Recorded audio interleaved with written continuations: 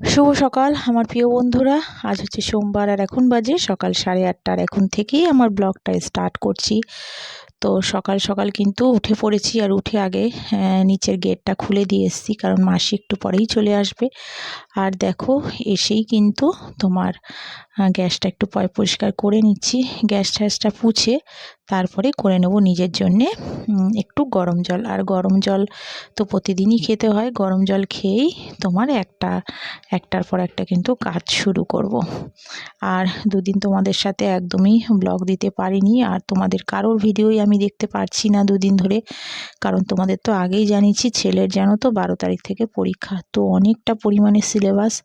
তো সিলেবাসগুলি কি করে শেষ করব, তো সেই কারণে একদম ভিডিও দিতে পারছি না, কারণ ওকে একটু পড়ানো নিয়েই ব্যস্ত রয়েছি। ঘরে সংসারের কাজ তো ডেলি যেরকম করি সেটাই করছি, কিন্তু সেই পরিমাণে কিন্তু ওকে পড়াশোনাটাও দেখাতে হবে, কারণ এখন অ্যানুয়াল পরীক্ষা। তো সেই কারণে একটু ব্যস্ত হয়ে পড়েছি, আর তোমাদের ভিডিও দেখতে পারিনি, তার জন্য তোমাদের কাছ থেকে সরি চেয়ে নিচ্ছি। তো আমি কিন্তু এখন এরকমই একটু হবে, তোমার একদিন অন্তর কি দুদিন অন্তর ভিডিও দেব, আবার কোনো দিন হয়তো একটু ছোট মানে শর্ট ব্লগ হবে। তাই তোমরা কিন্তু একটু দেখে নিও আমি যেরকমভাবে পারবো। এখন মানে এখনের কথা বলছি, পরীক্ষার কটা দিন আমি একটু ভিডিওগুলি কারোর একটু হয়তো দেখতে পারবো, আবার কারোর দেখতে পারবো না।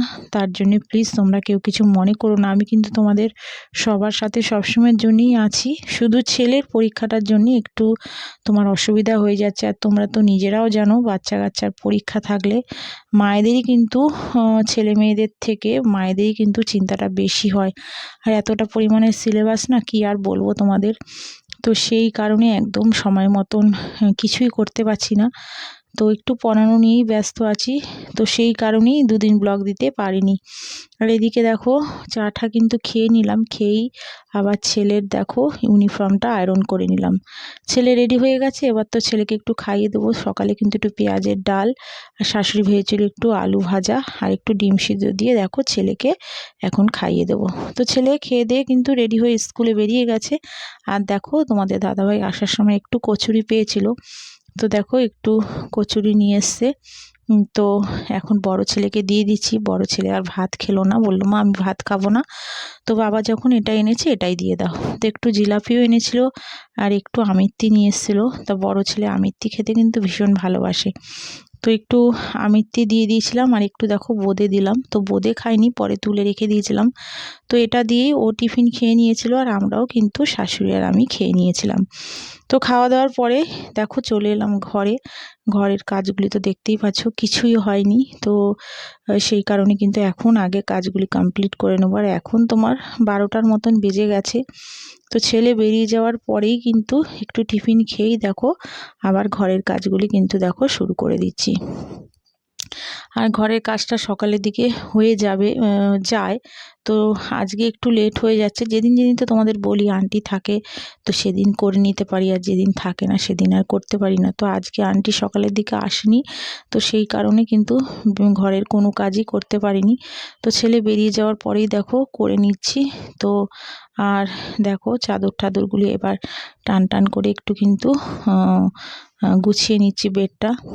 আর এর নিচে দেখো একটা কম্বল পেতে দিয়েছি, যেই কম্বলটা আমরা গায়ে দিতাম, তো সেই কম্বলটা জানো তো নিচে এরকম পেতে দিয়েছি, কারণ একদম নিচটাতে যেই খাটের নিচে যে বক্সটাতে রাখি না, একদম সেরকমভাবে জায়গা হচ্ছে না। তো সেই কারণে এটা এখন খাটের নিচে এরকমভাবে দেখো বিছানার নিচে পেতে দিয়েছি।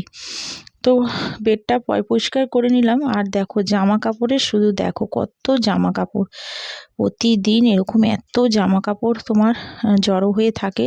তো সেগুলোও কিন্তু গোছাতে অনেকটা সময় লাগে। তো এক এক সময় জানো তো বিরক্তি লেগে যায়। তো ছেলের, ছোট ছেলের, বড় ছেলের, ওদিকে তোমাদের দাদা ভাইয়ের, আমার, তো 4 জনের জামা কাপড় একসাথে দেখো সব জামা কাপড়গুলি শুকিয়ে গেছে। তো সেগুলি কিন্তু তোমার সব রেখেই দিয়েছিলাম সকালের দিকে তুলে। তো এখন এগুলি তোমার গুছিয়ে নিচ্ছি, কারণ এগুলি যদি আবার রেখে দিই না, তখন আর রান্না বান্না করে এসে জানো তো আর ইচ্ছা করে না গোছাতে। তো সেই কারণেই আগে আগে করার চেষ্টা করি। আর সেগুলি দেখো করে নিচ্ছি। আর রান্না এখনও পুরোপুরি বাকি রয়েছে, রান্না করব। তো শাশুড়ি একটু টুকটাক করে সব কেটে কুটে রাখছে। তো ঘরের কাজটা তো তোমার কমপ্লিট করে তারপরেই তোমার রান্নাটা করব। আর এতক্ষণে যেসব বন্ধুরা আমার ব্লগটা দেখছো ধৈর্য ধরে, তো তাদের বলছি যারা এখনও আমার চ্যানেলে সাবস্ক্রাইব করোনি তো প্লিজ আমার চ্যানেলে একটা সাবস্ক্রাইব করো, আমার পাশে থেকো। আর যারা করে রেখেছো তাদের অসংখ্য ধন্যবাদ আর অনেক অনেক ভালোবাসা। আমি কিন্তু এইভাবেই তোমাদের পাশেও সবসময়ের জন্য থাকবো।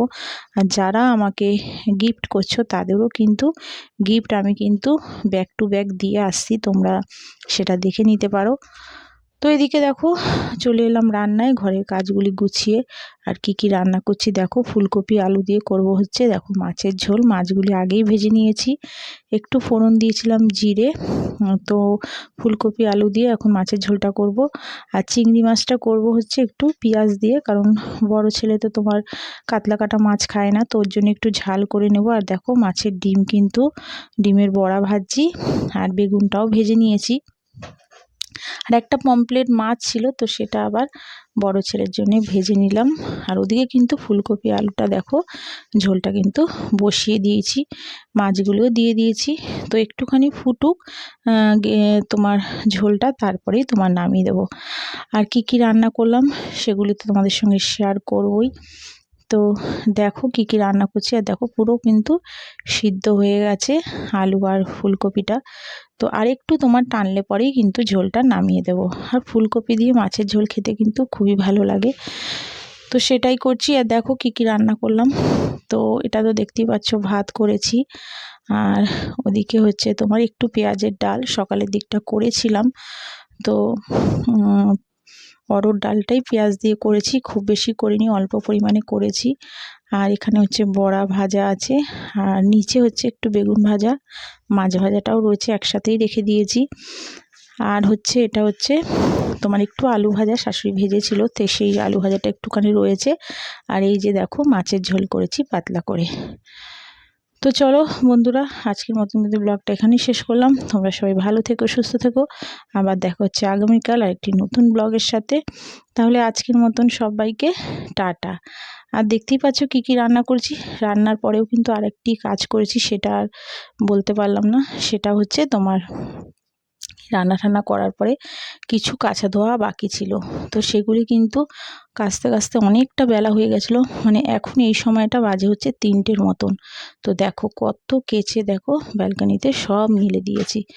তো দেখো দেখতেই পাচ্ছ। তো চলো টাটা আজকের মতন সবাইকে।